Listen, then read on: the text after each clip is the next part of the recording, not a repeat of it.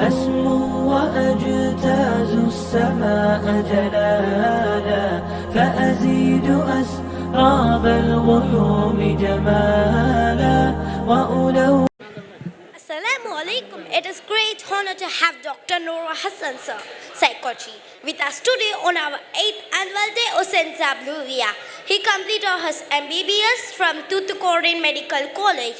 He completed his MD psychiatry from prestigious Nimhans Institute, the Nation Apex Institute for Neurological and Psychotic Disorder and Neuroscience Research. Completed his fellowship in diabetology from Royal Liverpool Academy, UK Apollo Hospital.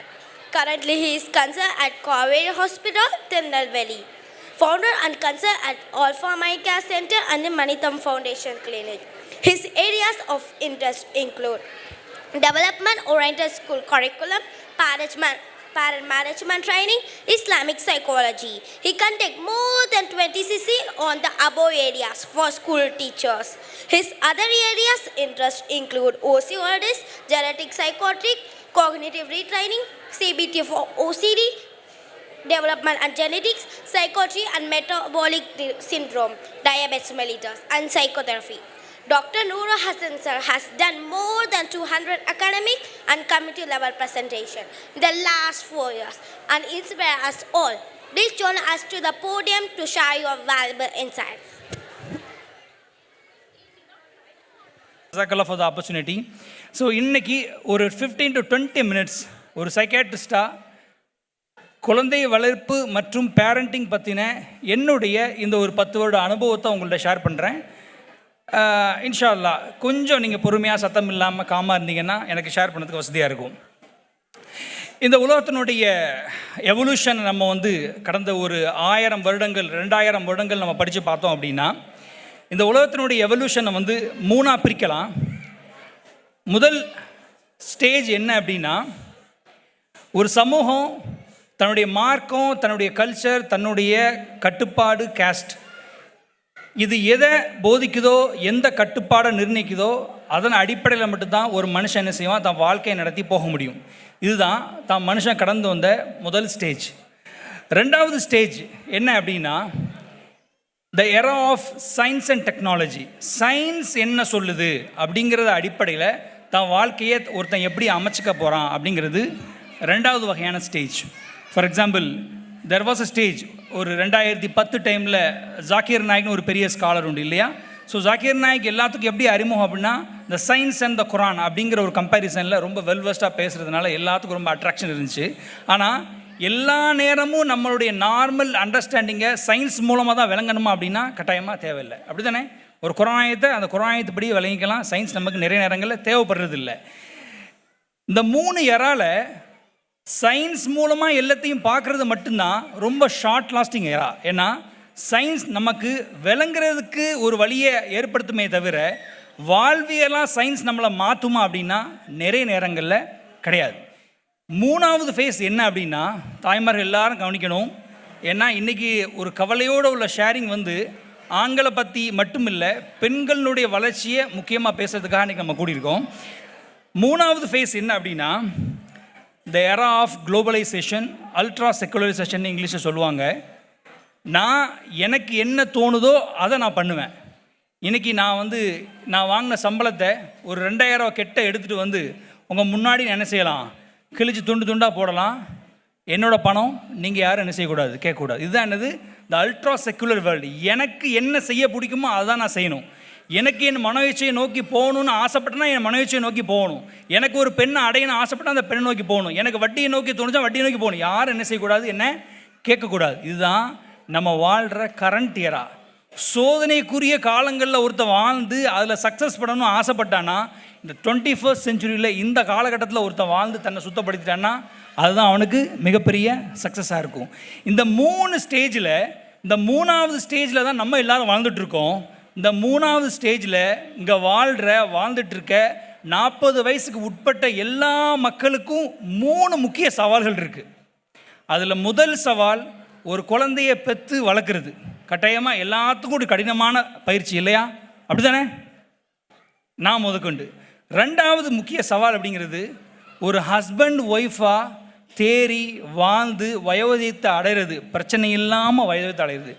ஒரு சைடில் husband ஒய்ஃபாக என்ன செய்கிறாங்க, கல்யாணத்துக்கு முன்னாடி love பண்ணுறாங்க, கல்யாணத்துக்கு அப்புறம் அந்யோன்யம் இல்லாமல் இருக்கிறாங்க, கல்யாணம் பண்ணுறாங்க, குழந்தை பத்துக்குள்ள ஆசை இல்லாமல் இருக்கிறாங்க, கல்யாணம் பண்ணுறாங்க, 40 வயசில் குழந்தைக்கு பிளான் பண்ணுறாங்க. எல்லா பிரச்சனையுமே என்ன செய்யுது, 10 வருஷம் தள்ளி போகுது. அப்போது முதல் பிரச்சனை ஒரு பேரண்ட்டாக இருக்கிறது. ரெண்டாவது பிரச்சனை குழந்தைங்களை பெற்று அவங்க கப்புள் லைஃப்பில் ஸ்டேபிளாக அவங்கள முன்னேற்றி கொண்டு போகிறதுக்கு மிகப்பெரிய ஸ்ட்ரகிள், இந்த காலத்தினுடைய ஸ்ட்ரகிள். மூணாவது முக்கியமான ஸ்ட்ரகிள் எல்லாருக்குமே தெரியும், நம்ம வளர்க்கக்கூடிய பிள்ளைங்களாக இருக்கட்டும், நம்மளுடைய கணவன்மார்கள் மனைவிமார்களாக இருக்கட்டும், போதை பழக்கத்திலிருந்து அவங்கள வெளியே கொண்டு வர்றது அல்ல போதை பழக்கத்துக்கு உள்ளே போகாமல் தடுக்கிறது. இந்த 3 சவால் 40 வயசுக்கு உள்ளே இங்கே யாரெல்லாம் இருக்கிறீங்களோ அவங்க எல்லாத்துக்கும் போகிறது. உண்மை தானே? சரி, இப்படியாக இந்த கப்புள் லைஃப்பை பற்றி இப்போ நம்ம பேச வேண்டாம். இன்னொரு ஃபோரம் இன்ஷால்லா வாய்ப்பு கிடைச்சா பேசுவோம். அதே மாதிரி போதை பழக்கத்தை பற்றி இன்னொரு ஃபோரம் கிடைச்சா பேசுவோம். இன்றைக்கி now will stuck into the topic of parenting. பேரண்டிங்கை பொறுத்தவரையில் லிட்ரேச்சரில் கூகுள்லேயோ புத்தகங்கள்லேயோ 1970 வரைக்கும் பேரண்டிங் அப்படிங்கிற ஒரு வேர்டு அதிகமாக பயன்படுத்தப்பட்டதே இல்லை. யுஎஸ்ஏலையும் யூகேலையும் எது வரைக்கும் 1970 வரைக்கும்.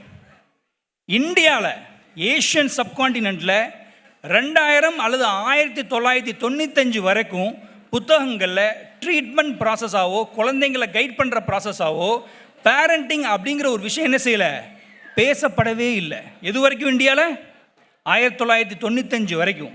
என்னை மாதிரி சைக்காட்ரிஸ்டாக இருக்கக்கூடிய ஒரு 60 வயசு அடைஞ்ச ஒரு சைக்காட்ரிஸ்ட்டை நம்ம போய் கேட்டோம்னா, இப்போ பேரண்டிங் ப்ரோக்ராம்ஸ் நடத்துகிற மாதிரியும் பேரண்டிங் ட்ரைனிங் நடத்துகிற மாதிரியும் உங்கள் வாழ்க்கையில் நீங்கள் 1970s பண்ணியிருக்கீங்களா அப்படின்னு கேட்டேன்னா 100% இல்லை. ஏன்னா இந்த பிரச்சனை எப்போ ஸ்டார்ட் ஆகுது, அரவுண்ட் 1995. ஏன் 1995 2000 பேரண்டிங்கிறது பெரிய பிரச்சனையாகுதுன்னு யாராவது சொல்ல முடியுமா? யாராவது? அதுக்கு முன்னாடியும் தாய் தந்தை இருந்திருக்காங்க, பிள்ளைங்க இருந்திருக்கிறாங்க. ஆனால் பேரண்டிங் அப்படிங்கிற ஒரு விஷயம் அப்படியே பூமாகி வரது 2000 தான் வருது. ஏன் அப்படின்னா அது வரைக்கும் இங்கிலீஷில் ஒரு சேயிங் உண்டு, there needs a village to rear and grow a children. அப்படின்னா என்ன அர்த்தம் அப்படின்னா, ஒரு குழந்தைய வளர்த்தெடுக்கிறதுக்கு ஒரு கிராமமே தேவைப்படும். இது எப்போ 100 வருஷத்துக்கு முன்னாடியும் இதுதான் truth. There needs a village to raise a children or to grow a children. அப்போ 1995 வரைக்கும் பேரண்டிங் அப்படிங்கிறது ஒரு சமூக காரணியாக இருந்துச்சு. அப்படி தானே? 5 வயசு வரைக்கும் பையன் நம்ம கூட இருப்பான், 5 வயசுக்கு அப்புறம் ஸ்கூலுக்கு போக ஆரம்பிப்பான், 10 வயசுக்கு அப்புறம் ஃப்ரெண்ட்ஸ் கூட இருப்பான். ஒரு பேரண்ட்டாக நமக்கு எவ்வளோ எனர்ஜி இருக்குது அந்த பையனை சூப்பர்வைஸ் பண்ணுறதுக்கு? அவன் வாழ்நாளுக்கு நம்மளால் சூப்பர்வைஸ் பண்ண முடியுமா? பண்ண முடியாது. ஸோ ஸ்கூலுக்கு போனதுக்கப்புறம் ஸ்கூல் சூப்பர்வைஸ் பண்ணுவாங்க, தொழுவு போகும்போது கம்யூனிட்டி நினச்சிங்க சூப்பர்வைஸ் பண்ணுவாங்க, மிஸ்டேக்ஸ் பண்ணும்போது நினச்சிவாங்க ஊரில் உள்ள கம்யூனிட்டி நம்மள்ட்ட கம்ப்ளைண்ட் பண்ணுவாங்க. அப்படி தானே? சின்ன வயசில் எல்லோரும் ஃபஸ்ட் டைம் ட்ரை பண்ணியிருப்பீங்க, பீடி ட்ரை பண்ணியிருப்பீங்க இல்லையா? அப்படி தானே? எக்ஸ்ப்ளோரேஷன் ஒரு 15 வயசில் புதுசாக ட்ரை பண்ணுங்கிறதுக்காக எல்லோரும் 90% பீப்புள் நினச்சிருப்பாங்க அந்த பீடினா என்னப்பா அப்படின்னு ட்ரை பண்ணியிருப்பாங்க. அப்படி தானே? உண்மையே இல்லையா? இதில் எத்தனை பேர் 90 பேர் பீடி அடிக்க ட்ரை பண்ணாங்கன்னா 60% பேருக்கு வீட்டில் இந்த பையன் ஆற்று பக்கத்தில் பீடி குடிச்சான்னு தெரிஞ்சு போயிடும். அப்படி தானே? அப்போது ஒரு பேரண்டிங் அப்படிங்கிறது 2000 வரைக்கும் ஒரு சமூக காரணியாக இருந்து 2000க்கு அப்புறம் குளோபலைசேஷன் மாறி ஃபேமிலி ஸ்பிட் ஆகுது, ஃபேமிலி நியூக்ளியராக மாற்றப்படுது. ஒரு ஃபேமிலியில் தாய் தந்தை, ஒரு வயதிகமான பாட்டி தாத்தா, அதுக்கப்புறம் 2 பிள்ளை. அப்போது ஒரு சமூக காரணியாக இருந்த ஒரு பேரண்டிங் 2000க்கு அப்புறம் தாய் தந்தைகள் மட்டுமே இன்வால்வ் ஆகக்கூடிய ஒரு ப்ராசஸாக என்ன செய்யுது, மாறுது. விளங்குதா உங்களுக்கு? அப்போது இந்த ரெஸ்பான்சிபிலிட்டி சமூகத்திலேருந்து கடந்து தாய் தந்தைக்கு மட்டும்தான் என்ன செய்யுது, அது பொறுப்பாக ஆகுது. இப்போ தான் பிரச்சனை அதிகமாகுது. தன்னுடைய பையனுடைய பிஹேவியர், பையனுடைய தொழுகை, பையனுடைய வளர்ச்சி, பையனுடைய சப்ஸ்டன்ஸ், பையனுடைய அகடமிக் என்கேஜ்மெண்ட், பையனுடைய எம்ப்ளாய்மெண்ட் ப்ராசஸ், இது எல்லாத்தையுமே என்ன செய்யணும், ஒரு தாய் தந்தையாக அந்த 2 பேர் மட்டும் தான் பார்க்கணும். அப்படி பார்க்க வாய்ப்பு இருக்கா?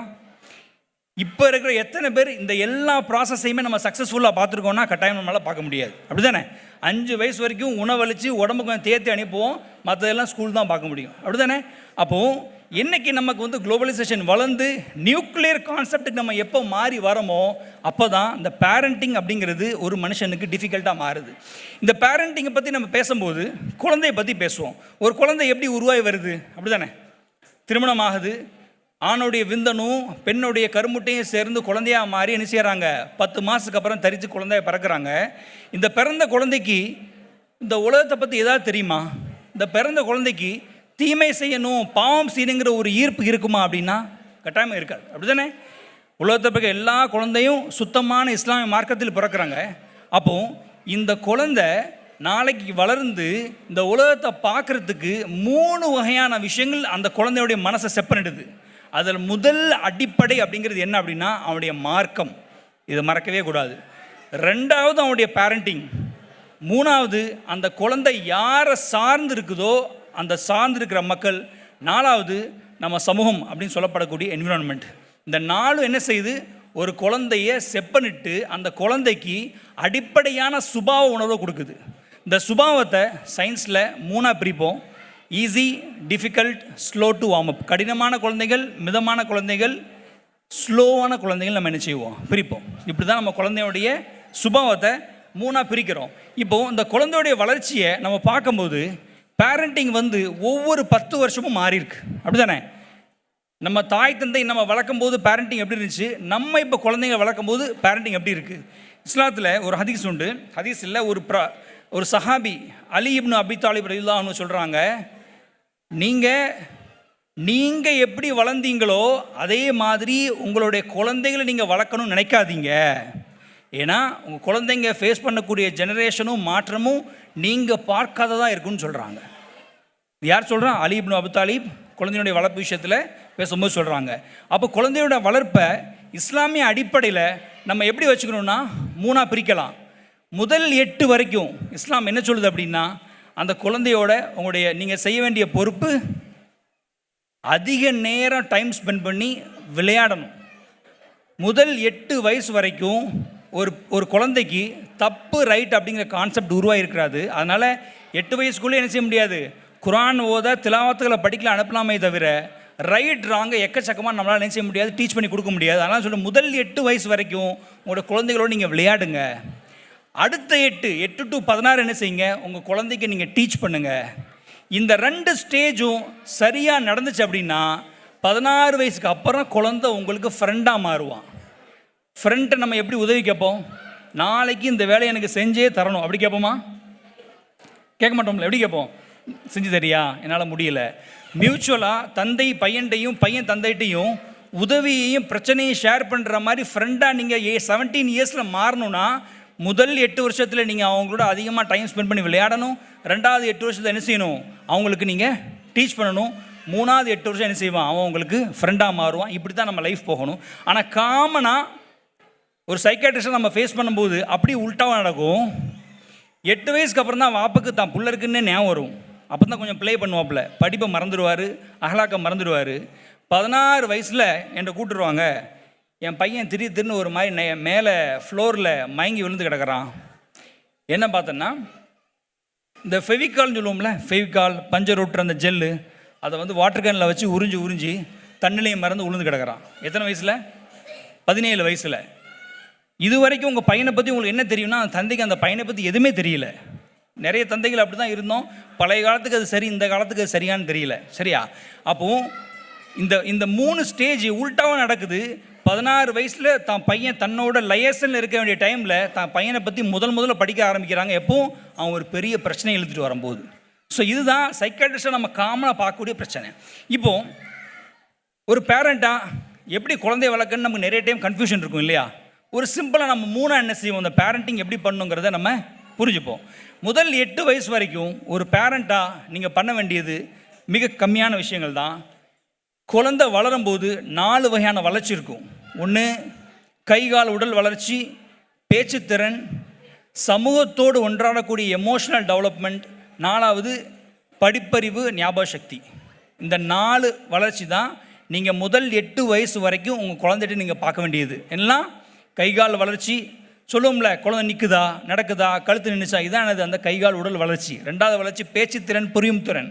3வது ஞாபக சக்தி, படிப்பறிவு. 4வது சமூகத்தோடு எப்படி சம்பாஷணை செய்துங்கிற இந்த 4 வளர்ச்சியை முதல் 8 வயசு வரைக்கும் மற்ற இதே ஏஜில் மற்ற பிள்ளைங்களை ஸ்கூல்லையோ வீட்டிலையோ கம்பேர் பண்ணும்போது ஓரளவு ஈக்குவலாக இருக்கிறாங்களா, டிலேயாக இருக்காங்களா, இதை மொத்தம் என்ன செய்யணும், பேரண்ட்ஸ் கரெக்டாக நோட் பண்ணணும். நீங்கள் இந்த நாளில் ஏதாவது ஒரு பாகங்களை ஒரு பார்ட் நீங்கள் கம்மியாக இருக்குன்னு ஃபீல் பண்ணிங்கன்னா இதை உங்களால் சரி செய்ய முடியாது. முதல்ல இது எதனால் அந்த நாளில் ஒரு டெவலப்மெண்ட் கம்மியாக இருக்குங்கிறத நீங்கள் என்ன செய்யணும்? ஃபஸ்ட்டு சைக்காட்ரிஸ்ட்டையோ சைக்காலஜிஸ்டையோ கூட்டு போய் முதல்ல அதை அசஸ் பண்ணணும். தான் குழந்தைக்கு மூளை வளர்ச்சி திறன் கம்மியாக இருக்கா, ஆட்டிசம் இருக்காங்கிறத முதல்ல முடிவு செஞ்சதுக்கு அப்புறம் தான் என்ன செய்யணும்? நம்ம அந்த 8 வருஷத்தினுடைய டார்கெட்டை ஃபிக்ஸ் பண்ணணும். புரியுதுங்களா? இப்போ ஒரு எக்ஸாம்பிள் சொல்கிறேன். என் பையன் வந்து கண் டு கண் பார்க்கவே மாட்டிருக்கான், தானே ஒரு உலகத்தில் வாழ்ந்துட்டு இருக்கான், பேச்சு ரொம்ப வரமாட்டேங்குது. அந்த குழந்தைங்க ஆட்டிசம் இருக்க வாய்ப்பு இருக்குது. ஸோ ஒரு தாய்மார்களாக தந்தைமார்களாக முதல் 8 வயசு வரைக்கும் நீங்கள் பண்ண வேண்டியது இந்த 4 வகையான வளர்ச்சியை நீங்கள் ஃபாலோ பண்ணணும். நார்மலாக இருக்கான்னு கன்ஃபார்ம் பண்ணணும். அந்த குழந்தையோட அதே டைம்ஸ் பண்ணி விளையாடுறது. இவ்வளோ தான் ஒரு பேரண்ட்டாக இஸ்லாம் சொல்லக்கூடிய, சயின்ஸ் சொல்லக்கூடிய ஒரு பொறுப்பு. இந்த 8 to 13 இருக்குது பாருங்கள், ஒரு முக்கியமான காலகட்டம். இந்த முக்கியமான காலகட்டத்தில் ரெண்டாக நம்ம பிரிப்போம். இஸ்லாமிக்கலாக பேரண்டிங்கில் நம்ம என்ன செய்யணும், ரெண்டாவது அகடமிக்காக என்ன செய்யணும். நீங்கள் பார்த்துருக்கீங்களா?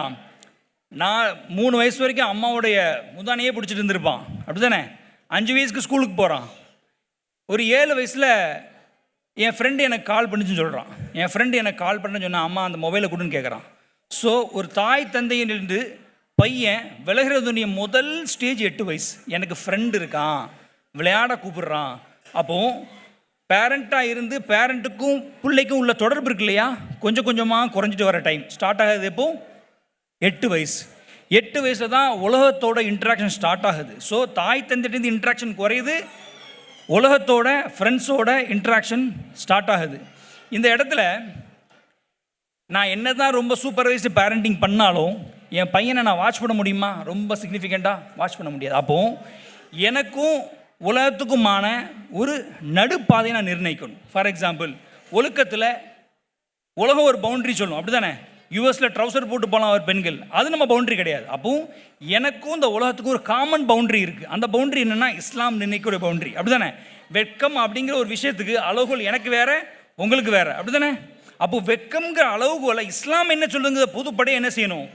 நமக்கும் உலகத்தில் பழகிறாங்க இல்லையா, அவங்க நடுவில் ஒரு நடுநிலையை போட்டால் மட்டும்தான் அவன் அதை மாடல் பண்ண முடியுமே தவிர 100% 8 to 13 வயசுக்கு நம்மளால் அந்த பையனை மானிட்டர் பண்ணி கொண்டு வர முடியுமான்னா முடியாது. அப்போது the Islamic education, the introduction of the Quran and the tilawat and sitting in the masjid starts between the age of 8 to 13. So 8 to 13 வயசில், அதாவது இஸ்லாமிக் ஸ்காலர்ஸ் சொல்கிறாங்க, ஒரு தந்தை தான் பையனுக்கு ஒரு நல்ல பேரண்ட்டாக இருக்கணும்னு ஆசைப்பட்டேன்னா ரூல் ஒன்று தான். 5 வக்தில் ஒரு வக்து அந்த பையனோட போய் தொழுது 20 நிமிஷம் பள்ளிவாசல் இருங்க. இஸ்லாமிக் இன்டலெக்ட் என்ன சொல்கிறாங்க? நீங்கள் ரொம்பலாம் பார்த்து ஒவ்வொரு விஷயத்தையும் கேட்டு சரி செஞ்சு ரொம்பலாம் நீங்கள் முட்ட வேண்டாம். 5 வக்தில் வீட்டுக்கு வந்தீங்களா, மகரிபோ அல்லது இஷாவோ உங்கள் பையனை கூட்டு போய் 20 நிமிஷம் பள்ளிவாசலில் உட்காந்து தொழுங்க. இது நீங்கள் டெய்லி பண்ணாலே போதும், உங்கள் பையனை பற்றி உங்களுக்கு தெரியாது எதுவுமே இருக்காது. 8 to 13 என்ன rule? The introduction of the Quran and spending the 20 minutes with the children. இதுதானது 8 to 13 இயர்ஸில் ரூல். இது இஸ்லாமிக் கான்செப்டில். இந்த உலகத்தினுடைய கான்செப்டில், அகடமிக் கான்செப்டில் நீங்கள் ஃபோக்கஸ் பண்ண வேண்டியது 3 தான். அவனுடைய லாங்குவேஜ் எப்படி இருக்குது? தமிழ், இங்கிலீஷ். ஹிந்தி நமக்கு ஆப்ஷனல். தமிழ், இங்கிலீஷ், ஓரளவு அரபிக். இந்த 3 லாங்குவேஜ்லேயும் அவனுக்கு அடிப்படையான எழுத்துக்கள் வாசிக்க தெரியுதா, வேர்டு தெரியுதா, வாசிக்கணும், எழுதணும். இதுதான் முதல் ஏம். 2 லாங்குவேஜ்லேயும் ஒருத்தர் வாசிக்கணும், சொன்னால் என்ன செய்யணும்? எழுத தெரியணும். இதில் குறைபாடு இருந்தால் நம்ம என்ன செய்யணும்? 8க்கு முன்னாலே கண்டுபிடிக்கணும். 8 to 13 என்ன செய்யணும்?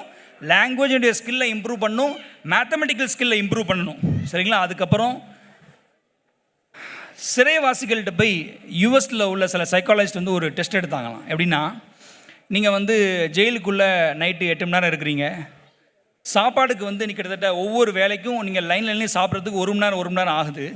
நீங்கள் தோட்டத்தில் வேலை செய்கிறது இருக்கு இல்லையா, சராசரியாக 5 மணி நேரம் அந்த ஜெயில் இன்மேட்ஸ் கைதிகள் வேலை பார்க்குறாங்களாம்.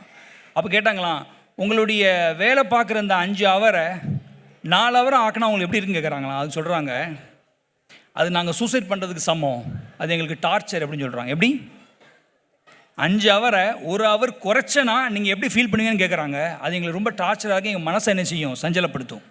அப்படி இல்லை என்ன தெரியுது அப்படின்னா, ஒரு மனுஷன் உலகத்துக்கு வெளியே வந்து என்ன செய்யணும்? ஒரு வேலையை செய்யணும். அதுக்கு தான் சொல்கிறாங்க, அந்த 8 to 13 இயர்ஸில் லாங்குவேஜ் மானிட்டரிங், மேத்தமெட்டிக்ஸ் மானிட்டரிங் தாண்டி ஏதாவது ஒரு ஸ்போர்ட்ஸில் கட்டாயமாக என்ன செய்யணும், அவுட்டோர் ஸ்போர்ட்ஸில் தான் பையன் என்கேஜாக இருக்கணும். கொஞ்சம் சோம்பேறித்தனமான பையனாக இருந்தானா அட்லீஸ்ட் இன்டோர்லேயாவது என்ன செய்யணும், அவன் கான்சன்ட்ரேட் பண்ணணும். ஏன்னா இந்த 8 to 13 இயர்ஸில் அவனுடைய லாங்குவேஜ், மேத்தமெட்டிக்ஸ், அவனுடைய எக்ஸ்ட்ரா கரிக்குலர் ஆக்டிவிட்டியை நம்ம ஃபோக்கஸ் பண்ணலை அப்படின்னா அவன் அந்த ஸ்பேஸை எப்படி அவன் அடைவான் அப்படின்னா மொபைலை ஸ்க்ரோல் பண்ணுறது மூலமாக அந்த ஸ்பேஸை ஆக்குபை பண்ணுவான். 8 to 13 வயசில் ஒரு சிறுவன் 1 மணி நேரத்துக்கு மேலே ஒரு நாளைக்கு மொபைல் யூஸ் பண்ண ஆரம்பிச்சிட்டான் அப்படின்னா 16 to 18 வயசில் நீங்கள் அவனை கண்ட்ரோல் பண்ண முடியாத நிலைமைக்கு போவீங்க. எழுதி வச்சுக்கோங்க, நான் இல்லை, நீங்கள் இந்த உலகத்திலே பெஸ்ட்டு சைக்காட்ரிஸ்ட்டை நீங்கள் பார்த்தாலும் மொபைல் அடிக்ஷன் அல்லது இன்ஸ்டாகிராம் அடிக்ஷன், சோஷியல் மீடியா அடிக்ஷனுங்கிறது மிகப்பெரிய ட்ரீட்மெண்ட் பண்ண முடிய நிலவில் இல்லை. எந்த டாக்டர் நீங்கள் பார்த்தாலும் ஒரு பேசிக் இன்புட் கொடுத்து என்ன செஞ்சுருவாங்க, அடுத்த வாரம்னு சொல்லுவாங்க, தவிர ஈஸியாக சால்வ் பண்ணுற மாதிரி நிலைமை என்ன செய்யலை, இந்த ஆன்லைன் அடிக்ஷன்ஸ் இல்லை. அதனால் 8 to 13 இயர்ஸில் language, mathematics and extra curricular activities. இப்போது குளோபல் லெவலில் ஒரு சர்வே பண்ணுறாங்க. ஒரு பேரண்ட் தான் குழந்தைய வளர்க்குறதுல ரொம்ப கடினமாக இருக்குது, கஷ்டமாக இருக்குது அப்படின்னு குழந்தை எந்த வயசை அடையும் போது ஒரு பேரண்ட் ஃபீல் பண்ணுறான் அப்படிங்கிற ஒரு சர்வே எடுக்கிறாங்க. இது இந்தியன் சர்வே இல்லை, குளோபல் சர்வே. எல்லாரும் சொல்கிறது, பேரண்ட்லேருந்து இன்புட் எடுக்கிறாங்க, ஸ்கூல்ஸ்லேருந்து கேட்குறாங்க. நீங்கள் எந்த ஏஜில் உள்ள ஸ்டூடெண்ட்ஸை நீங்கள் ஹேண்டில் பண்ணும்போது ரொம்ப நீங்கள் கஷ்டப்படுறீங்கன்னு கேட்கும்போது அவங்க எல்லா டைம் வந்து 19 ஒரு விஷயம் தான் வந்துச்சு, 13 to 18 இயர்ஸ். இந்த 13 to 18 ஹை ஸ்கூல் ஏன்னு சொல்லுவாங்க வெஸ்ட்டில், நம்ம என்ன சொல்லுவோம் 9th to 12th ஸ்டாண்டர்ட். இதில் ஒரு மாணவன் அடையக்கூடிய பிரச்சனை என்னவாக இருக்கும், பாய்ஸ் அண்ட் கேர்ள்ஸ் ரெண்டாக பிரிக்கணும். ஒரு பையனுக்கு 13 to 18 வயசில் என்ன பிரச்சனையை ஃபேஸ் பண்ண எல்லாத்துக்குமே தெரியும். நம்பர் 1, அவனோட செக்ஷுவல் எனர்ஜியை எப்படி டைவெர்ட் பண்ணுறதுங்கிற கஷ்டப்படுவான். நம்பர் 1. 2வது, காதல் மோக வயப்படுறதில் மாற்றுறது வாய்ப்பு. 3வது, தவறான பழக்கங்கள், ஐ மீன் ஃப்ரெண்ட்ஸ், தவறான ஆட்களோடைய சேர்ந்து அவங்க சொல்கிறத ஃபாலோ பண்ணி போத்துன வாய்ப்பு. 4வது ஒன்று இருக்குது, இந்த 3ஐயுமே முடிஞ்ச அளவுக்கு ப்ராப்பராக சூப்பர்வைஸ் பண்ணி இஸ்லாமிக் மாஹூலை க்ரியேட் பண்ணி டீச்சர்ஸ்னுடைய சப்போர்ட் இருந்தால் போதும். இந்த 3லேருந்து ஓரளவு தேத்தி கொண்டு வந்துடலாம். ஆனால் ஒரு கண்டிஷன், நான் சொல்கிற 4வது விஷயம், அந்த பையன்கிட்ட 13 to 18 வயசில் வராமல் இருக்கணும். அது என்ன அப்படின்னா போதை பழக்கம். ஸோ இந்த போதை பழக்கத்தை தவிர்த்து எந்த விஷயம் இருந்தாலும் நம்ம மானிட்டர் பண்ணுறது மூலமாகவும் டீச்சர்ஸ்னுடைய இன்புட் மூலமாகவும் இஸ்லாமிக் மாஹூலை க்ரியேட் பண்ணுறது மூலமாகவும் என்ன செஞ்சிடலாம், முடிஞ்ச அளவுக்கு மாற்றிடலாம். 15 வயசில் ரொம்ப தப்பான பையனாக இருந்தால் 18 வயசில் நம்மளே அறியாமல் மாறும். ஏன்னா இந்த 3மே வேலை செஞ்சுருக்கோம். ஆனால் ஒரு விஷயம் உள்ளே வரக்கூடாது, போதை பழக்கமாக கஞ்சாவோ உறிஞ்சிகளோ ஆல்கஹாலோ வந்துடக்கூடாது.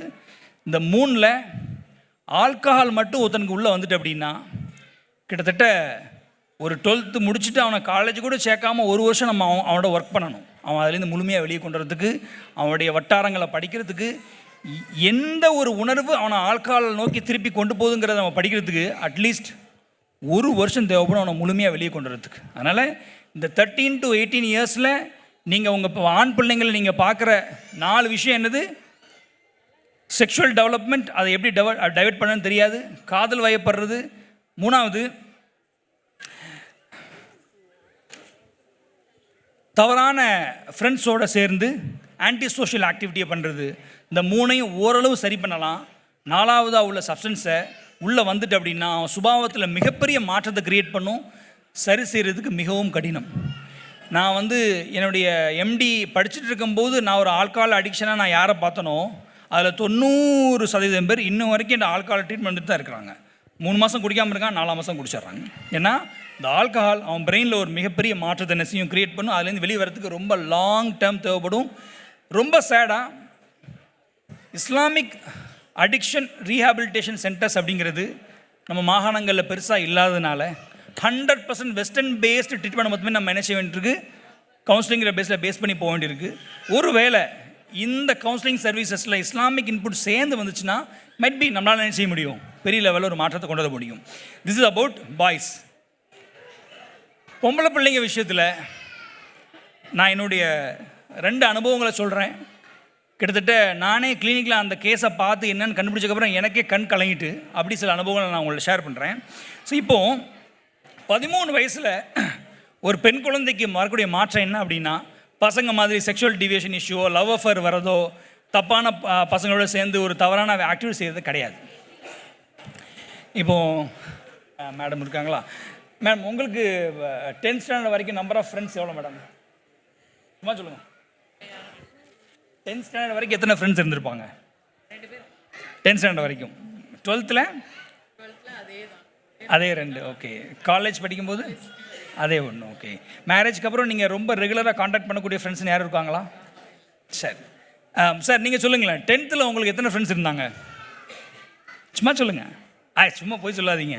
சரி, 5. 12th சரி சரி ஓகே. 12th படித்தவங்க யாராச்சும் 12th உங்கள் 12th உங்களுக்கு எத்தனை ஃப்ரெண்ட்ஸ் இருந்தாங்க? 15. காலேஜ் படிக்கும்போது காலேஜ் படித்தவங்க யாராச்சும் சொல்லுங்கள். சும்மா சொல்லுங்கள். நம்பர் ஆஃப் ஃப்ரெண்ட்ஸ் தோராயமா நீங்கள் அடிக்கடி பேசக்கூடிய ஃப்ரெண்ட்ஸ் காலேஜில் எத்தனை பேர் இருந்தாங்க உங்களுக்கு? 20 அப்படி தானே? அப்போ 10th 5 ப்ளஸ் 11th 12th ஒரு 10, நீங்கள் சொன்ன 15, 20, ஸோ 40 ஃப்ரெண்ட்ஸ். மேடம் சொன்னாங்க 10th படிக்கிற வரைக்கும் 4 பேர், 12th 2, அதுக்கப்புறம் அவங்களும் கான்டாக்டில் இல்லை. கல்யாணத்துக்கு அப்புறம் என் ஃப்ரெண்டு, என் ஹஸ்பண்டு, என் பிள்ளைகள் மட்டும் தான் சொல்கிறாங்க. அப்போது பசங்களுடைய கான்டாக்டில் நம்பர் ஆஃப் இன்ட்ராக்ஷன் பீப்புள் கூட்டிகிட்டே இருக்கிறாங்க. ஆனால் அவங்களுக்கு புதுசாக செய்யணும்னு தோணும். பெண்கள் விஷயத்தில் நம்பர் ஆஃப் கான்டாக்ட் கம்மியாக இருக்கிறதுனால அவங்களோட செயல்களை அப்ரிஷியேட் பண்ணுறதுக்குன்னு சரியான சரௌண்டிங் இருக்காது. அவங்களுடைய விஷயங்களை அண்டர்ஸ்டாண்ட் பண்ணி ரெக்கக்னைஸ் பண்ணுறதுக்கு யார் மட்டும் தான் இருக்கிறாங்க வீட்டில்? பேரண்ட்ஸ் மட்டும்தான் இருக்கிறாங்க. அப்போது 13 to 18 வயசில் இப்போ உள்ள சமகால பிள்ளைங்க ஃபேஸ் பண்ணக்கூடியது ஐடென்டிட்டி இஷ்யூ. நான் யார், எனக்குன்னு என்ன குவாலிட்டி இருக்குது? என் ஃப்ரெண்டு, என் தம்பி இருக்கான், 10th ஒரு 10 பேர் இருந்தான். 10th படிக்கும்போது நான் ஃபுட்பால் விளாண்டான், 12th படிக்கும்போது வாலிபால் விளாட்றான், காலேஜ் வந்ததுக்கப்புறம் ஸ்னூக்கர் விளாட ஆரம்பிச்சிட்டான். அவனுக்குன்னு ஒரு ஐடென்டிட்டி, ஒரு ஸ்போர்ட்ஸ்மேனுங்கிற ஒரு ஐடென்டிட்டி இருக்குது. 12th கிளாஸ் ஃபஸ்ட் வந்த ஒரு ஐடென்டிட்டி இருக்குது. MBBS சேர்ந்துட்டான், அதில் ஒரு ஐடென்டிட்டி இருக்குது. டாக்டருங்க ஐடென்டிட்டி இருக்குது. இந்த அகடமிக் ஐடென்டிட்டி பெண்களுக்கும் வரும். ஆனால் இந்த அகடமிக் குவாலிஃபிகேஷனே இல்லாமல் என்ன ஒருத்தன் அங்கீகரிக்கிறதுக்குன்னு என்கிட்ட என்ன ஐடென்டிட்டி இருக்குங்கிற கொஸ்டின் மார்க் எப்போ க்ரியேட் ஆகும்னா 13 to 18 இயர்ஸில் க்ரியேட் ஆகும். துரந்தர்னு ஒரு படம் வந்துட்டு பார்த்தீங்களா? இப்போ ஒரு படம் ஒரு கான்ட்ரவர்ஷியல் மூவி இல்லை, ஒரு கவர்மெண்ட்னுடைய ஃபோக்கஸ்டு மூவி. அந்த மூவியில் இந்தியாவிலேருந்து போன ஒரு ஸ்பை அங்கே நடக்கிற பாலிடிக்ஸில் உள்ள எல்லா ரகசியங்களும் தெரியறதுக்காக அந்த டாப் பொலிட்டிக்கல் லீடருடைய பொண்ணை தான் அவன் என்ன செய்வான், லவ் பண்ணுவான். அவங்க வீட்டில் அந்த பொண்ணுக்கு எப்போவுமே திட்டு ரெக்கக்னிஷன் இல்லை. அதனால் இவன் ஸ்பைனே தெரியாமல் தான் வீட்டில் நடக்கிற எல்லா விஷயத்தையும் வீடியோ பிடிச்சி அனுப்பிட்டே இருப்பான். ஏன் தெரியுமா? வீட்டில் யாரும் ரெக்கக்னைஸ் பண்ணலை. இந்த ஸ்பை அவளை ரெக்கக்னைஸ் பண்ணி அவளுக்கு ஆறுதல் சொல்லி அவளுக்கு ஒரு முகமும் கொடுத்து பெரிய லெவலில் தூக்கி வச்சுருக்கான். அதனால் என்ன சொன்னாலும் செய்ய ரெடி ஆகிடுறாங்க. அப்போது 13 to 18 இயர்ஸில் அவங்களோட அகாடமியாவோ அவங்களுடைய பேரண்ட்ஸோ சரியான ஐடென்டிட்டி அவங்களுக்கு நிர்ணயிக்காமல் எப்போ பாரு குறை கண்டுபிடிக்கிறதுலையும் அவங்களோட சண்டை போடுறதுலையும் அவங்க அம்மா ரொம்ப கவனம் செலுத்தினாங்கன்னா இந்த இடத்துல என்ன ஆகும்? 13 to 18 இயர்ஸில் மனப்பிரச்சனைகளுக்கு பாதிக்கப்படுறக்கூடிய வாய்ப்புகள் நிறைய இருக்குது. அதனால் 13 to 18 இயர்ஸில் ஃபீமேல் சில்ட்ரனுக்கு ஒரே ஒரு ரூல் தான், try to befriend yourself with the daughter. 90% முஸ்லீம் ஃபேமிலியில்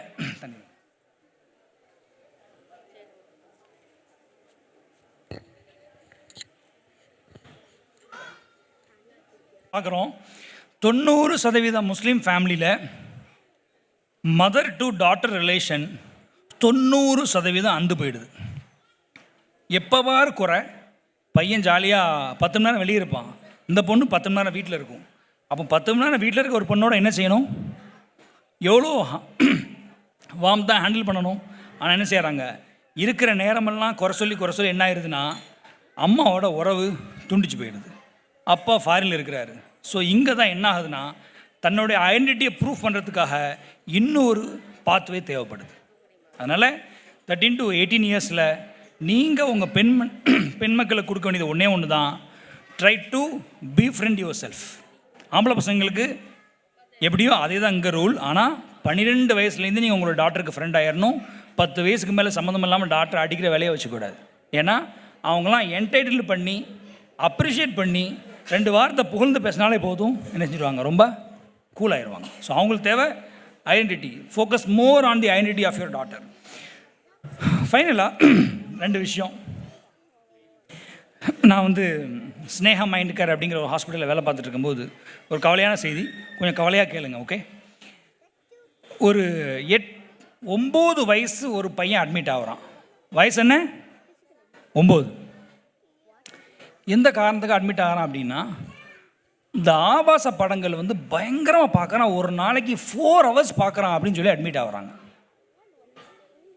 9 years. எங்களுக்கே ஆச்சரியம். இப்போ 18 வயசு பையங்க கூட அப்படியே அட்மிட் ஆகிறது கிடையாது. ஏன்னா அவங்க வேறு எது இல்லாமல் இன்ட்ரெஸ்ட்டில் இருக்கானுங்க. போர்னோகிராஃபி யாரும் பார்க்குறது இல்லை. 9 வயசில் எப்படி இந்த பையன் இவ்வளோ பெரிய போர்னோகிராஃபி அடிக்ட் ஆனா அப்படின்னா மிகப்பெரிய ஆச்சரியம். 1 நாள் 2 நாள் 3 நாள் இப்படி கழிஞ்சு 5ஆவது நாள் அந்த பையன்கிட்ட கொஞ்சம் ஃப்ரெண்டாகி பேசும்போது அவன் சொல்கிறான், எப்பா நீ பார்க்குறதெல்லாம் நம்ம சரி பண்ணுவோம், நீ என்னன்னே தெரியாமல் பார்த்துட்ருக்க, ஆனால் நீ எப்படி முதல்ல பார்க்க ஆரம்பிச்ச அப்படிங்கிறத கேட்டேன்னா அவன் ஒரே ஒரு பதில் சொல்கிறான், ஐ saw my father seeing those videos. இப்போ வேலையை எங்கேருந்து ஆரம்பிக்கிறதுனே குழம்புது. ஃபாதரை ட்ரீட் பண்ணவா இல்லை 9 வயசு பையனை ட்ரீட் பண்ண? 9 வயசு பையனை ட்ரீட் பண்ணது ரொம்ப ஈஸி. மொபைல் கிடையாது, பயங்கரமாக சண்டை போடுவான், அம்மா அப்பா அடிப்பான், மாத்திரை கொடுப்போம், மனசை சமநிலைப்படுத்துவோம், செட்டில் ஆயிடுவான். ஆனால் அந்த ஃபாதர் இன்னும் வீட்டில் தான் இருக்கிறாரு. எப்படி சரி பண்ண? அப்போது பேரண்டிங்கை பற்றி பேசுகிறதுக்கு ரொம்ப முன்னாடி நம்ம எந்த அளவுக்கு டிசிப்ளினில் இருக்கோங்கிறத பார்க்கணும், நம்ம எந்த அளவுக்கு ஷார்ட்ஸ் பார்க்குறோங்கிறத பார்க்கணும், நம்ம எந்த அளவுக்கு ஒரு நாளைக்கு இன்ஸ்டாகிராம் யூஸ் பண்ணுறோங்கிறத பார்க்கணும். ஸோ ஃபாதர் தன்னை சரி பண்ண வேண்டிய காலத்தில் நம்ம அதிகமாக இருக்கோம். 2வது முக்கியமான ஸ்டோரி, கிட்டத்தட்ட ஒரு நல்ல முஸ்லீம் ஃபேமிலி, மஷா அல்லாஹ். அவங்க வந்து நாகர்கோயிலேருந்து வந்தாங்கன்னு நினைக்கிறேன். இது வந்து நான் பார்த்த ஒரு 2-3 கேஸில் உள்ள அனுபவங்களை சொல்கிறேன். நல்ல முஸ்லீம் family. Father is a nice man, mother is a nice woman. நல்ல தர்மம் செய்யக்கூடிய ஃபேமிலி, இஸ்லாமிக் கான்டாக்ட் இருக்குது, எல்லாமே இருக்குது. என் பொண்ணு திடீர்னு கையை கட் பண்ணுதுன்ட்டு வர்றாங்க. மொதல் வாட்டி பார்க்கும்போது மன அழுத்தம் மாதிரி தெரியுது. 2வது வாட்டி பார்க்குறேன் பயங்கரமாக கோவப்பட்டு மாத்திரை போட்டு அட்மிட் ஆகிட்டு. சரி, ஓகே. 3வது வாட்டி பார்க்குறேன் ரொம்ப நார்மலாக பேசுது. என்னடா இது ஒன்றுமே புரிய மாட்டேங்குது. இப்போ நம்ம ஒரு சைக்காட்ரிஸ்ட்டாக நம்ம ட்ரீட் பண்ணணும் அப்படின்னா ஒரு நோய் காரணியை நம்ம எழுதணும், அதுக்கேற்ற மாதிரி தான் ட்ரீட் பண்ண முடியும். ஒவ்வொரு வாட்டி வரும்போதும் அந்த பொண்ணு ஒவ்வொரு சுபாவத்தில் வருது. சைக்காட்ரியில் ஒரு ரூல் உண்டு, நீங்கள் ஒரு பேஷண்ட்டை ஒவ்வொரு வாட்டியும் ஒவ்வொரு சுபாவத்தில் பார்த்தீங்க அப்படின்னா அதுக்கு ஒரு காரணம் தான், அவன் போதைப் பொருள் யூஸ் பண்ணுறானாங்கிறத கண்டுபிடிக்கணும். ஆனால் ஃபேமிலி கம்ப்ளீட் ஹிஜாபி ஃபேமிலி, அம்மா மம்மனுக்கோ சப்போர்ட் இருக்காங்க, பொண்ணு பிஎஸ்சியோ பிகாம் ஏதோ படிச்சிருக்கு. இப்போ எப்படி இவங்கள்ட்ட போய் தம் அடிக்கிறான்னு கேட்க முடியுமா? கஷ்டம் இல்லையா? கஞ்சா அடிக்கிறியான்னு கேட்க முடியாது, ஆல்கால் குடிக்கிறான்னு கேட்க முடியாது. சரின்னு சொல்லி என்ன பண்ணேன், சரி என்ன பண்ணனே தெரியல, கேட்கவும் சங்கோஷமாக இருக்குது, கேட்டால் இல்லைன்னு சொல்லிடுவாங்க. ஃபாதர் மதர் வந்து என் பொண்ணுகிட்ட நீங்கள் இப்படி கேட்டிங்களான்னு வேறு சண்டைக்கு வருவாங்க, அப்படி தானே? திருப்பி உங்கள் பொண்ணுகிட்ட அவங்களுக்கு ஸ்மோக்கிங் பழக்கம் இருக்கான்னு நீங்கள் என்ன சொல்லுவீங்க? உங்களாம் சைக்காட்ரிஸ்ட் அப்படின்னு கேட்பீங்க, அப்படி தானே? அப்போது டக்குன்னு கேட்க முடியல. அப்படின்னா சொன்னேன், எனக்கு ஒரே ஒரு யூரின் டெஸ்ட் பண்ணணும், ஒரு ஒரு ஒரு முக்கியமான இது பார்க்குறதுக்காக பண்ணணும்னு சொன்னேன். அந்த அம்மா யூரின் கொடுத்துட்டு போயிட்டு 1000 rupeesக்கு ஒரு கிட் இருக்குது. அட் அ டைமில் 14 போதைப் பொருட்கள் இருக்கா இல்லையாங்கிறத முக்கி பார்த்து சொல்லிடலாம். முக்கி பார்த்தோன்னா கிட்டத்தட்ட 5 வகையான போதைப் பொருள் பாசிட்டிவ். ஆனால் அன்திங்கபிள், இந்த ஃபேமிலியில் இப்படி ஒரு ஹிஸ்ட்ரி இருக்குங்கிறதுனால நினச்சி கூட பார்க்க முடியல. இப்போ பிரச்சனை அந்த பொண்ணு போதைப் பொருள் எடுத்ததுங்கிற பிரச்சனை கிடையாது, அதை நம்ம சரி செய்யலாம் இன்ஷா அல்லாஹ். ஆனால் போதைப் பொருள் எப்படி வந்துச்சு? போதைப் பொருளை சப்ளை பண்ண அந்த பையன் அந்த பொண்ணை பிளாக்மெயில் பண்ணாமல் விட்டுருப்பானா? அப்போது இந்த பாதை அப்படியே போய்கிட்டே இருக்குது. கிட்டத்தட்ட ஒரு 40 நாள் ஆச்சு இந்த கேஸை ப்ராப்பராக ஐடென்டிஃபை பண்ணுறதுக்கு. அப்போ தான் ஒன்று புரிஞ்சுக்கிட்டேன், நம்ம எப்போ பாரு பேரண்டிங்கிற பேரில் வந்து பாவம் இந்த ஒன்றும் தெரியாத ஆம்பளை பசங்களை பற்றியே பேசிகிட்டு இருக்கோம். ஆனால் ஃபீமேல் அவங்களுடைய பிஹேவியர், அவங்களுடைய கஷ்டங்கள் அப்படிங்கிறது ஒரு அன்டோல்டு ஸ்டோரியாகவே பல நாள் நம்ம என்ன செஞ்சிட்டோம், கடந்து போயிட்டுருக்கோம். அதில் இனிமே உள்ள காலங்களை பெண் பிள்ளைகளை ரொம்ப ரெஸ்பெக்டாக நடத்தி வளர்க்கணும். எதுக்கு அப்படின்னா, ஏதாவது பிரச்சனைனா அவங்க உங்கள்கிட்ட சொல்லணும்.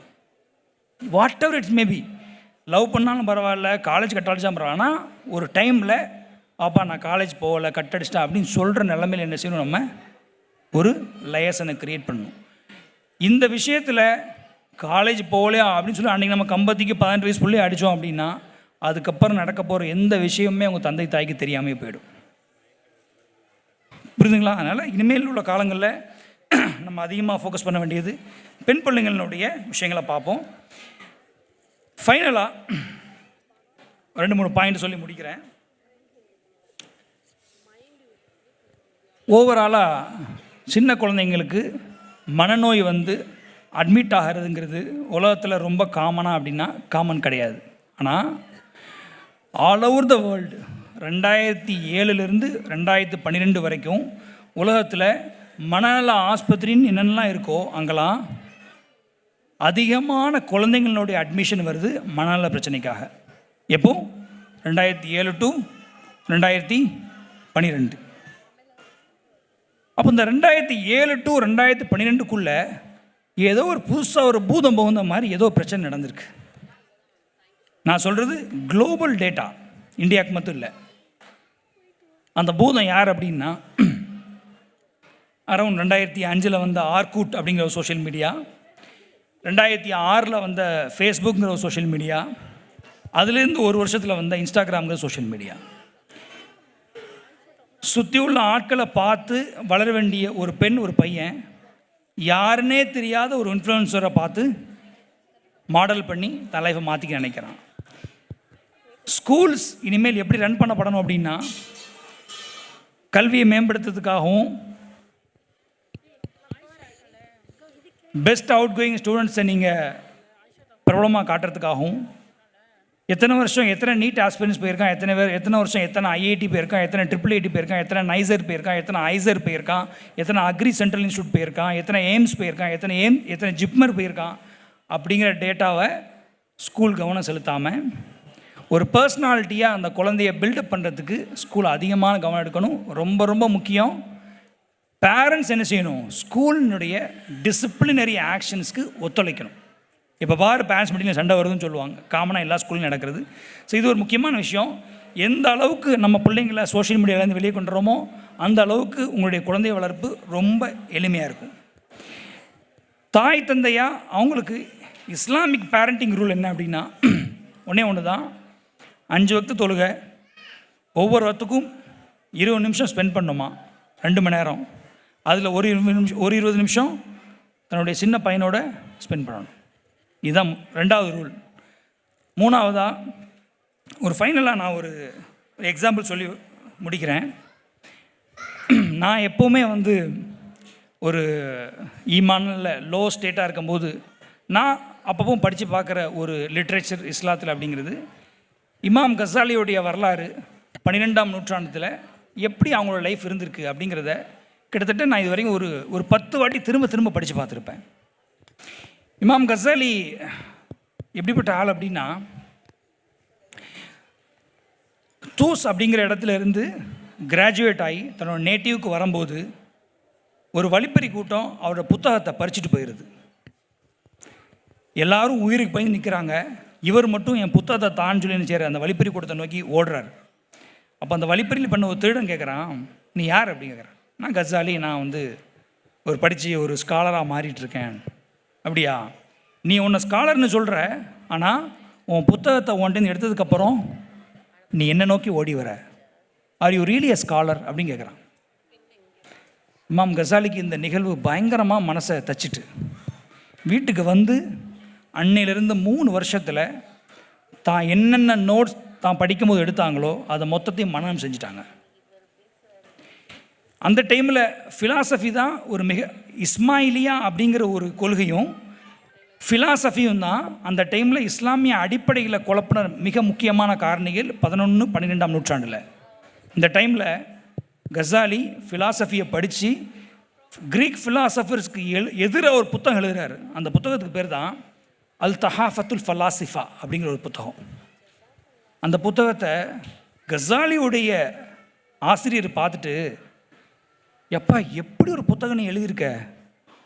ஒன்று இந்த புத்தகத்தை நான் வாழ்கிற காலத்தில் நீ எழுதியிருக்கக்கூடாது, அல்லது நான் இறந்ததுக்கப்புறம் இந்த புத்தகத்தை ரிலீஸ் பண்ணியிருக்கணும். ஏன்னா நான்லாம் ஒரு ஸ்காலரா அப்படிங்குது என்கிட்ட இந்த புத்தகம் கேள்வி கேட்குற மாதிரி இருக்குது. அப்படி ஒரு வரலாற்று சிறப்புமிக்க ஒரு புத்தகத்தை எழுதினார். நிசாமியா ஸ்கூலில் நிர்வகித்து எக்கச்சக்கமான பிள்ளைங்களுக்கு மார்க்க கல்வியை ஜெர்னலைஸ் பண்ண இமாம் கசாலி 29 வயசில் வாய் பேசாமல் ஆயிட்டாராம். அப்போ ஒரு அங்கே அப்போ இருந்த ஒரு டாக்டர்கிட்ட போய் கேட்குறாரு. அவங்க சொல்கிறாங்க, இது ஒரு நரம்பு சார்ந்த நோய் இல்லை, மனதினுடைய விரக்தி. உன் மனசு நார்மலானதுக்கப்புறம் நீ பேசுவேன். இப்போ நம்ம அதை டிசோசியேட்டிவ் டிஸார்டர்னு சொல்கிறோம், டிசோசியேட்டிவ் மியூட்டிசம்னு சொல்கிறோம். அந்த 29 வயசு ஒரு முடிவு பண்ணுறாரு, தான் இந்த 15 வருஷத்தில் இஸ்லாத்துக்காக எவ்வளோ செஞ்சுருக்கோம், அதெல்லாம் தூய்மையாக அல்லாவுக்காக தான் செஞ்சோமா அப்படின்னு ஒரு சின்ன ஒரு சந்தேகம் மனசில் வர ஆரம்பிச்சிட்டு என்ன பண்ணார் தெரியுமா? 29 வயசில் தான் ஒய்ஃபையும் பிள்ளையும் விட்டுட்டு 10 வருஷம் தான் எங்கே இருந்தாருன்னு யாருக்குமே தெரியாது. மார்க்க அறிஞர்கள் சொல்கிறாங்க, ஹிஸ்டாரியன் சொல்கிறாங்க, அவர் ஹரமில் உட்காந்துருந்தார் ஒரு வருஷம், மதீனாவில் ஒரு 3 வருஷம் இருந்தார், பைத்துல் முக்தஸில் அந்த பள்ளிவாசலில் பெருக்கக்கூடிய ஒரு ஆளாக ஜெனரேட்டராக இருந்தார். ஆனால் பக்கத்தில் உள்ள ஒருத்தன் அவரோட கிதாபை படிச்சுட்டு இருப்பானா, ஆனால் அவர் தான் அதை எழுதினவர்னு அவருக்கு தெரியாது. இப்படி ஒரு 10 வருஷ தனிமையில் இந்த ஈமானை புதுப்பிக்கிறதுக்காக நம்ம எதாவது செய்யணுங்கிறதுக்காக ஒரு புத்தகம் எழுதுகிறார். அந்த புத்தகம் தான் இஹ்யா உலுமுத்தீன். கான்ட்ரவர்சிஸ் இருந்தாலும் அந்த புத்தகம் ஒரு நஃப்ஸை பண்படுத்துறதுல மிக முக்கியமான புத்தகம் இன்னைய வரைக்கும். எந்த அளவுக்கு அது நல்ல புத்தகம் அப்படின்னா, கசாலி இமாம் வாழ்ந்த டைம்லேயே இஹ்யா உலுமுத்தீன் எதிர்க்கப்படுது. அதுக்கு பின்னாடி 2 முக்கியமான இமாம்கள் வராங்க, இப்னு குதாமா. அந்த 2 இமாமும் என்ன செய்கிறாங்க அப்படின்னா, கசாலி இவ்வளோ பெரிய லிட்ரேச்சர் எழுதிட்டு சில லைஃபான ஹதீஸ்களும் உள்ளே இருக்குது அப்படிங்கிறது தான் அவருடைய புத்தகத்துக்கு நான் எதிர்ப்பு. ஸோ கசாலி எதிர்க்காமல் கசாலியோட புத்தகத்தை ரீஎடிட் பண்ணுறாரு, லைஃபான ஹதீஸ்களை கலைஞ்சி முழுமை பெற்ற புத்தகமாக அவர் என்ன செய்கிறாரு, அடுத்த நூற்றாண்டு ரிலீஸ் பண்ணுறாரு. இந்த ஒரு வரலாறு நான் எதுக்கு சொல்கிறேன் அப்படின்னா, ஒரு சின்ன குற்ற உணர்வு, நம்ம இந்த மார்க்கத்துக்கு செஞ்சதெல்லாம் நமக்காக செஞ்சோமா அல்லாஹ்க்காக செஞ்சோமா, ஒரு சின்ன குற்ற உணர்வு 10 வருஷம் தன்னை பியூரிஃபை பண்ணுறதுக்காக கசாலி மாமா தனிமையில் ஆழ்த்திட்டு. இந்த ஒரு விஷயம் எல்லா தாய் தந்தைமார்களும் என்ன செய்யணும், மனசை தைக்கணும். நம்மளை எந்த அளவுக்கு பியூரிஃபை பண்ணுறதுல நம்ம கவனம் செலுத்துகிறோமோ அந்த அளவுக்கு குழந்தைங்க பியூரிஃபை ஆவாங்க. நம்மளை எந்த அளவுக்கு குரானை ஓதக்கூடிய ஒரு தந்தையாக பிள்ளைங்க பார்க்குறாங்களோ அந்த அளவுக்கு தான் பிள்ளைங்க அதை மாடல் பண்ணுவாங்க. நீங்கள் பார்த்துட்டீங்களா, மோஸ்ட் ஆஃப் தி ஃபேமஸ் வீட்டில் வச்சு குரான் ஓதக்கூடிய ஆஃபீலோட பிள்ளைங்க அதிகமான பேர் ஆஃபீல் ஆகியிருப்பாங்க, அட்லீஸ்ட் 1 or 2 ஆகியிருப்பாங்க. So the transformation starts not from the children, the transformation start from the fathers and mothers of this hall. ஜஸாக்கல்லாஹு ஹைர். அஸ்ஸலாமு அலைக்கும் வரஹ்மத்துல்லாஹி வபரகாத்துஹு. ஜஸாக்கல்லாஹ். ஆடிட்டர் ஹான் சார் மற்றும் நமது லிம்ரா பள்ளியின் தாளாளர் மதார் சார் அவர்களை அன்புடன் மேடைக்கு அழைக்கின்றேன்.